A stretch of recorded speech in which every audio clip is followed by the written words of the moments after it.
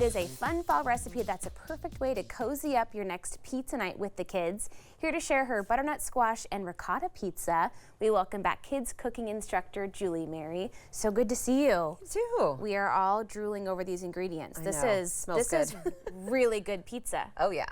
Oh and yeah. kid approved. You said you just made this recently. I just made this last night with some kids, and as much as they weren't sure, the one rule is just try a bite, and if you don't like it, it's no big deal. But there you go. Try a bite and change a lot of minds that way. I'm in. So I say yes to all. Excellent. So we've got, for the pizza, I just thought these would be great fall flavors. So I have butternut squash. Some people might, you could use pumpkin too, or other fall squashes. I'm partial to butternut. Roasted ahead of time, and that way it has time to cool down before you try to touch it. Okay. I also roasted along with it some red onion, so just the same, temperature, same time. They get nice and broken down, so it's almost like the oven's caramelizing them. Love that. Slowly. Okay.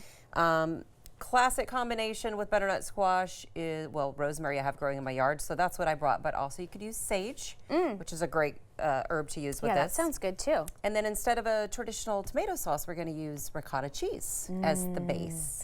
So, I know. Lucky day. I'm very happy. So, where do we begin? What I want to do first is shape the dough. I like to use just a little olive oil on my hands to kind of glide. Okay. So, if you want to jump in here. I'm ready. Are you ready? I'm ready. Okay, if I can get this off. Only slightly messy, right? Just a little bit. Okay. And I got stuff to wipe your hands off. So and just smush it around? Yep. Okay, now what's the proper We're just technique? going to press it out. You don't have to have any particular shape. It doesn't need to be a perfect circle. Mine is oblong, but whatever shape works for you. But you want to, it's going to rise in the oven, so you want to get it, about half an inch or so. Okay. Wide or thick. And then, see, I just this love is taking a strange form. Yeah. It's going to be okay. Delicious no matter the shape, right? I think so. Okay. Yes. Oh, that's looking good. Okay. You're a natural. Alrighty. It's like a little watermelon or something. I don't know. It's like looking at a cloud and seeing whatever shape is on your mind.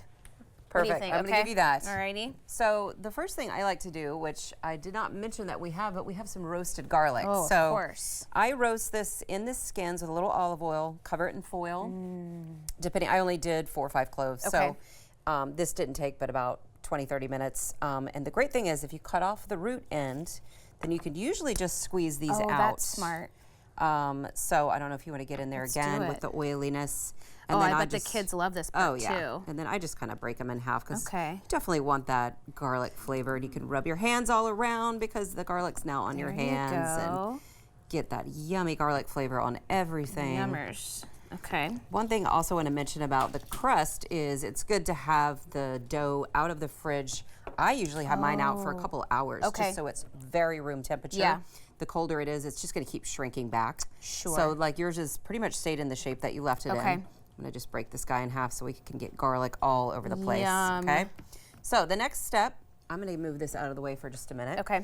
That ricotta cheese in that bowl. So you can use that little spatula there and just kind of spread it all over. Okay. It can get the garlic moving around. That's fine.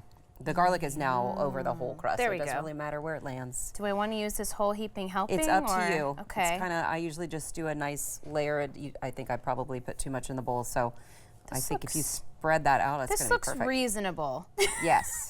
Yes. We don't want to go nuts, but right. Who doesn't love some nice ricotta? Okay. Oh, yeah. Beautiful. That's gorgeous. It All smells right. amazing in here already. Seriously does. Okay. Okay. Butternut squash I like to do next. I put a spoon in there. You can kind of just spoon it around, and then I did mash it up a little bit, but do you kind of go in little chunks? Yeah. Okay. Yeah, it's going to have a chunky look to it, which is great. This is kind of one of those perfectly messy meals that is just so comforting and cozy. Yes. Fun to make and fun to eat. And there's some good nutrients in this stuff too. Oh yeah. Semi-healthy. That bright orange color, there's got to be something good in there. There you go. So okay. I just like to smash it around a little bit. These guys. Yeah, some little red onions that we roasted in the oven just alongside the squash. Just in the same pan, just like a one-pan roast. You could do any vegetable. I've done beets before. Okay. Anything fall. Any other kind of squash is fine too. Any fall squash. Sure. I'd stay away from the summer squashes on this particular recipe, but look at these cute little hands that you those have adorable? on that. How fun is that? Oh my gosh. Okay. Cute. Okay.